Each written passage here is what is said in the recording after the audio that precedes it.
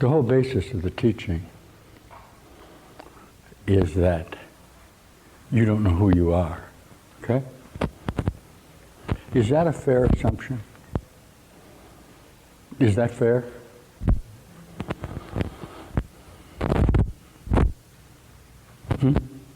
Does anyone here, I mean really, I'm not concerned about how you constructed yourself. No one here really knows who they are. Otherwise, why would you seek an identity? If you knew who you were, okay, why would you have to have an identity? Answer me. You can say, well, I have an identity and my name is Jones and this guy's name is Smith and I came here and I'm going to study the relationships and the illusion and therefore reach a conclusion. See, the demand that you and I recognize each other mutually is an attack on reality, isn't it? In other words, your need to be who you think you are obviously is a demonstration of a defense that you present yourself with in order to associate with your imagined cohorts. Okay, what I would like to do, if I can, if you're going to do this, Course in Miracles teachers particularly, is at least give you a premise of what you must do in order to be a miracleist.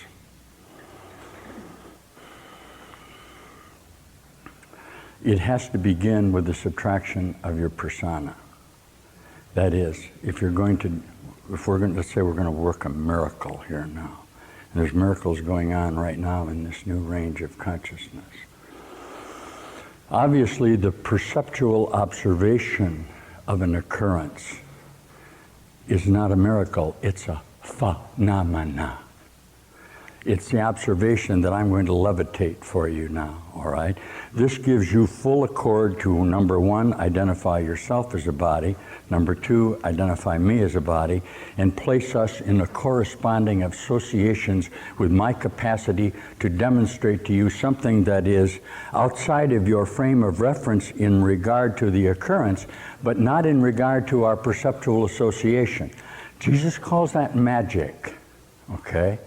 It wouldn't make any difference what I would do if you're going to accord me a capacity of a body relationship. I am not a body.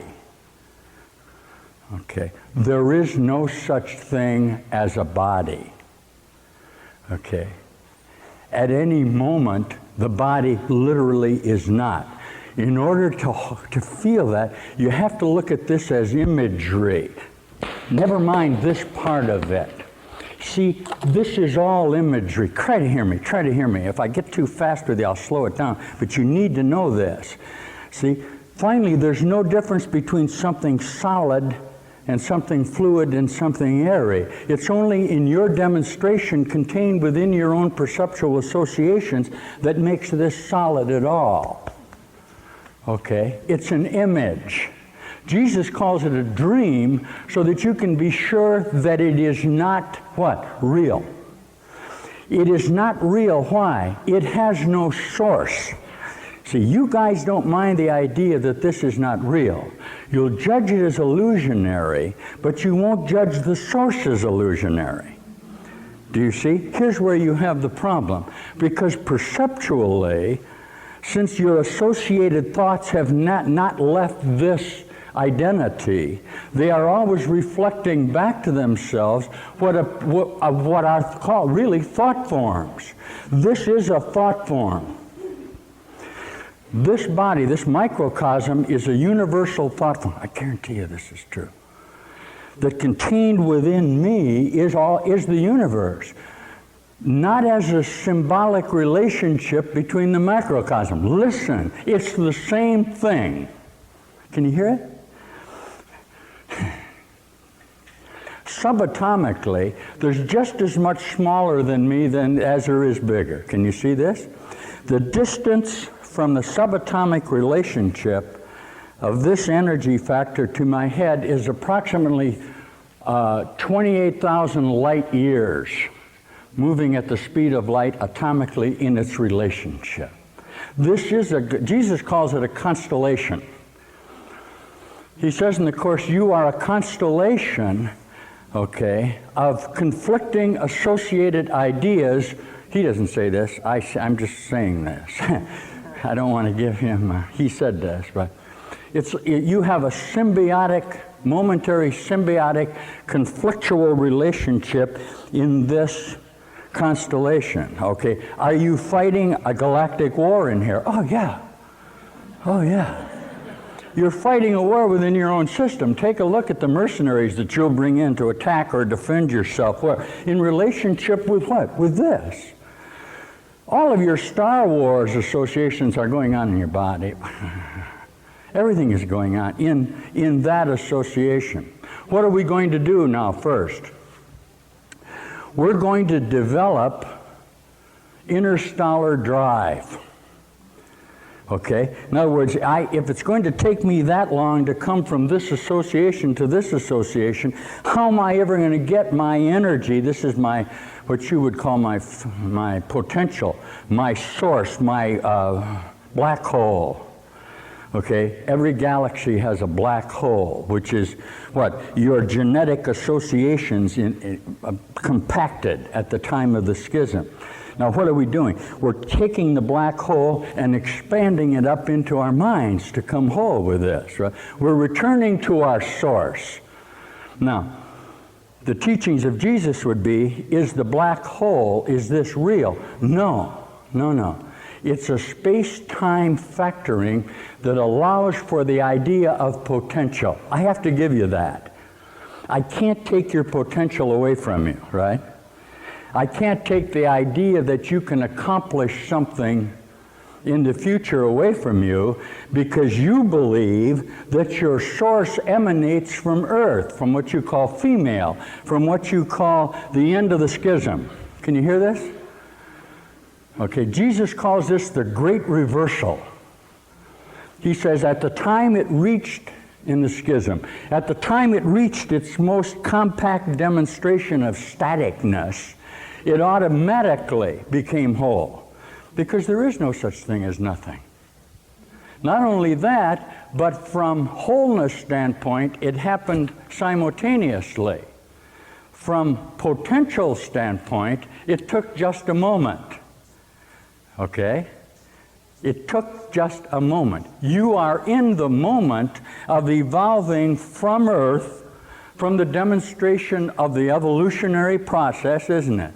You look around and you can see the evolution going on from the mineral to the vegetable to the animal and on up into man that's being replicated in your 9 months demonstration of your maturity, which is actually the whole evolutionary process where it's taking place in the body.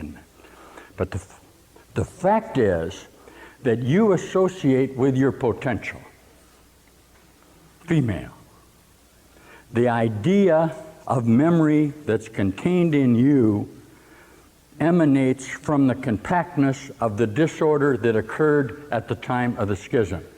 Do you understand this? And you like it. You say, yes, we sprang from Earth. And all around you, you see the cycleness of the occurrence. And you see the evolvement of your mind as it progresses through the stages, perhaps, of mineral, okay, and the high associations of consciousness, and then the brighter associations that occur in plants. And this is the teachings of hierarchical associations in the consciousness. Here's your problem. This is not your source. Jesus would say, you're not from here. Okay? You're from out here. Okay? You're from God, what you call wholeness. But you're caught now where? You're caught now in the ascent back. Okay? You're caught with what? Taking all of the potential that there could ever be in a space-time relationship and activating it totally, at which time it'll be at the omega point that you entered into. Questions? I'll answer any question if you really want to make a statement. Quite obviously, all you're doing is speeding up time. Time is at your disposal because you invented it in your mind with the idea that you can return to source, and you can. The question is not that. The question is, why don't you? The reason you don't is you have no frame of reference contained within a limited perceptual association that this is your true source. When does that occur? When you become a human being. See? Now what have you got? Okay? Now you got an association with a split mind. Why? You call this right and left brain. You could call this male and female. If you wanted to. What are you doing? You're meeting yourself halfway. This is the ego. You know perfectly well you have an identity that transcends your associations, but you don't know where it's coming from. You invent a God because the solution is now contained in, hey, wait a minute, there's more to that than this. What did you ask? Who am I really and where did I come from? You looked out here and said it must be out there. And it is. That's the condition you find yourself in right now.